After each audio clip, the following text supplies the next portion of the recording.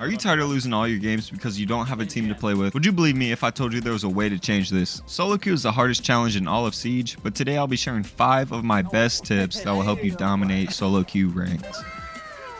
Rainbow Six Siege is a game where you need coordination and communication, so that's why solo queue is so challenging. These 5 tips will not only make you a better player, but they will also increase your knowledge of the game and possibly double your win rate. These are all bangers, but stay tuned because one of the best tips is at the end.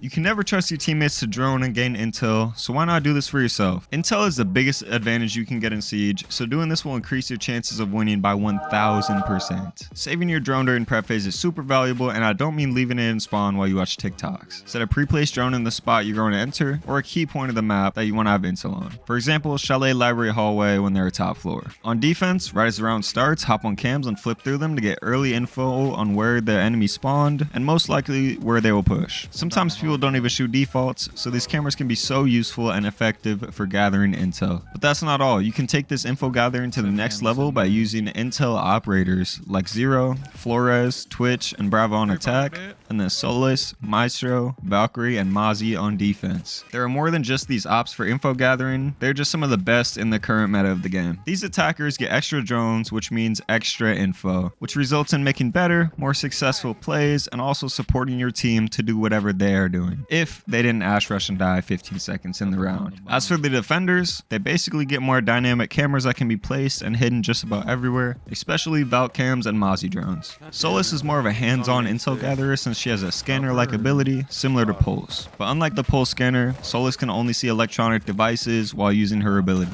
They'll show up blank on the scanner unless you have overdrive activated, then the range increases and all the gadgets will automatically be pinged if you look at them, including the diffuser, which allows for Solus to play the very important role of plant denial. Overall, try getting more intel before you make your move, and I promise your KD and win rate will go up.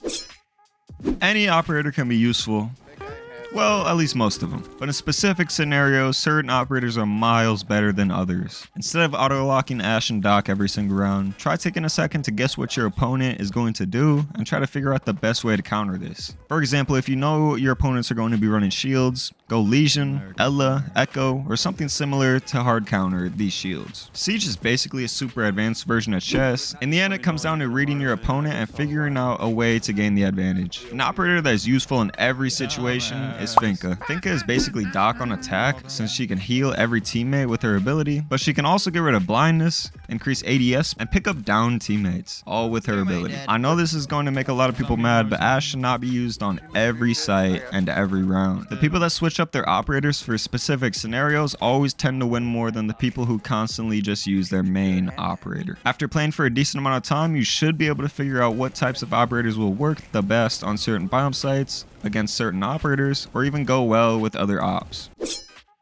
Playing your life is one of the most important things you can do in Rainbow Six Siege. Whether it's when you're a win condition op like Thermite or a roamer trying to waste time, playing your life as a solo queue player can be the difference between winning or losing. You can never really trust your teammates to stay alive, so why not take this into your own hands and focus on staying alive in late round situations to force the attackers to either make a risky move and go for the kill, or plant the bomb and risk dying while they do it. You don't always have to swing when the time is running low, even if you think you need the kill. Most of the time you can win by just letting the time run out. It's really easy to bait the attackers to hop off the plant by faking a push or sprinting for a couple seconds to bait them off with the sound cue. Repeat this until you know for sure they are going to stick it, and then push for an easy kill, or do another more realistic bait by getting closer to make them hop off right before the time runs out. The best way to describe this type of play is the ring around the rosy method. As a roamer, you want to waste as much time as possible while still being able to retreat to site to help deny the execute. Something I see much too often is a roamer getting 1 or 2 picks and then continuing to roam. This is a waste of man advantage, and it really just puts the attackers one step closer to winning the round. Whether you get a pick or 2 or waste over a minute and 30, you should head back to site to play your life out and deny the plant.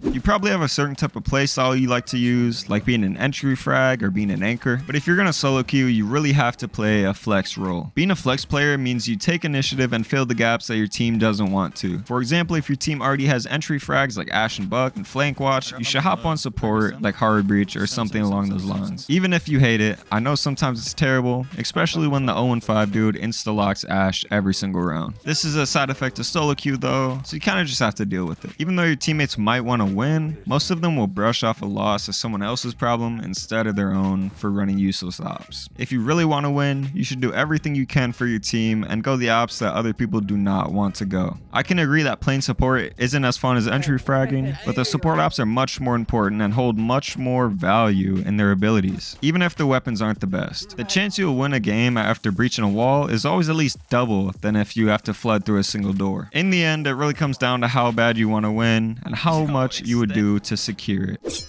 Every team needs a leader, and most people will not stand up and take lead. So why not be the one to do this? A lot of the time, people who are solo queuing don't really have strategies in mind, or even an idea of what they're going to do this round. Having initiative and laying out a strat you want to use to your random teammates can help your coordination massively. Even if your teammates don't talk, you can give them callouts of what to do, either helping your push or preparing them for something, for example, like a spawn peek. Try not to be too aggressive though, because a lot of people don't like to be backseat gamed and don't like to be told what to do. Instead, try suggesting rather than telling someone to do something, or bring certain ops. You really have to remember that some people will not want to cooperate and instead just go off and do their own thing. This can be very annoying. Teamwork is definitely needed in this game. It's possible to win a game all by yourself, but it's not going to happen very often, if ever. This tip takes a little bit of luck on which type of teammates you'll get, but most people will be willing to work with you as long as you know what you're doing and are confident. Those are all the tips I have for you today. If you enjoyed, make sure to like the video and drop a comment on which one was your favorite. If you want to see more content like this, make sure to subscribe. It's free and you can always change your mind later. Shout out to Gaz, my first channel member. I hope you all have an amazing day.